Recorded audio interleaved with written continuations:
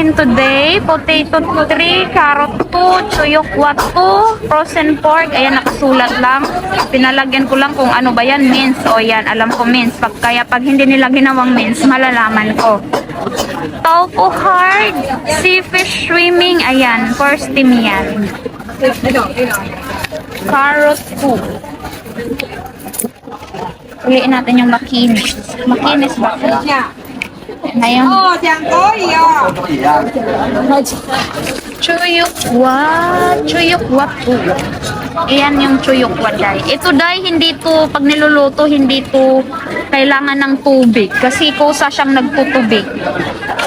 Potato 3.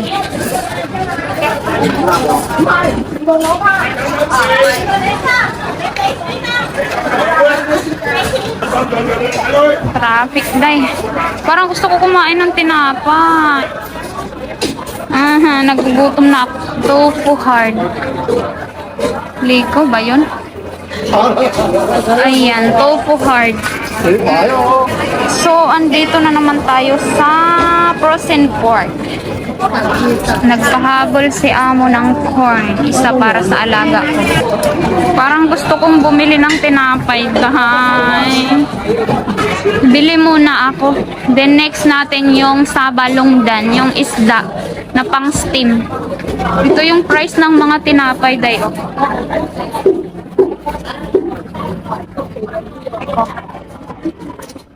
Diba? Ito yung binili natin, day. 7. So, dito na tayo sa balungdan. Walang 80. Ang bilis ni kuya. O, sinabihan ko siya na hanggang 80 lang kasi ang price ay 90 and 85. So, hinanapan niya ako ng 80 kasi pag sinabi ng amo ko na 80, hindi yun tataas doon. Dapat pababa ang price. Ayan. For steam. For steam yan, day. Bilis nila kuya, no? Hi everyone! Welcome back again to my channel. This is Darwan Vlog. So for this video, day, nagmamadali na naman tayo, day, kasi alas 10 na tayo nakalabas. Si among tanda kasi yung nagplano ng mga lulutuin. So kailangan pala mag-market. So ayan. Mamadali na naman tayo. So while papunta tayo ng market, day, ay sasagutin natin ang tanong ng ating isang subscriber sa comment. Sabi niya, alin ba daw ang mas maganda alagaan? Matanda or bata? So, ako, day, bilang baguhan, bilang first timer, ito lang din talaga yung una kong, ayan, yung matanda. Ganyan pag mag-aalaga ka ng matanda. So, ako, kasi ito pa lang yung una kong experience. Ito pa lang yung una kong naging amo. So, by my experience, hindi ko kayo mabigyan ng idea about sa pagdating sa matanda kasi hindi ko pa na-experience mag-alaga ng matanda. So, sa atin naman, mostly, ang mga kumukuha from Pinas ay kadalasan talaga ay bata. Kasi, natanong ko na dito sa amo ko noon, ang mostly na job order sa atin ay puro bata.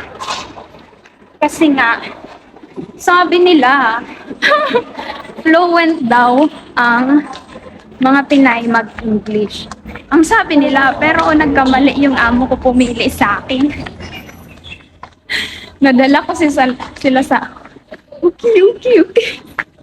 Yun ang ang pagkakaalam ko naman, pag ang mostly na na-hire na may matanda ang alaga ay from Indonesian kasi sila, dahil nakakatuwa sila kasi as in marunong sila mag-Cantonese pagdating dito. Nakakapag-sentence sila kasi ang pagkakaalam ko ay 3 to 6 months sila nag-aaral ng uwa. Compare naman sa atin na 3 days lang, sa akin nga 2 days lang, di ba? Ganun sila. So, ang importante kasi dito, pag matanda ang alagaan mo, day, ay marunong ka talaga mag-Cantonese or nakakaintindi ka mag-Cantonese. Kasi, pag matanda, hindi sila masyadong salita ng ah, English. So, yung parents nga ng amo kong lalaki, hindi rin yun marunong mag-English. So, sinyasan lang kami. Buti na lang ay madalang lang napunta sa bahay.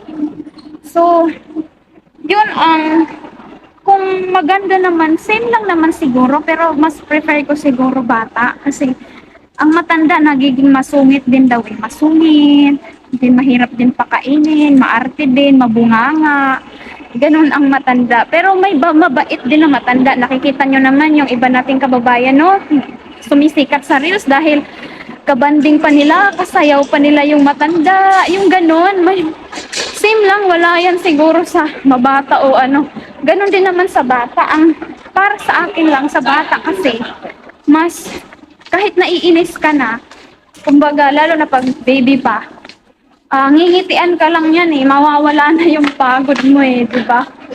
Maaalis na yung inis mo, ngingitian mo lang. Alam mo yung galit na galit ka lang, ikikis mo lang, ihahag mo lang, o di ba?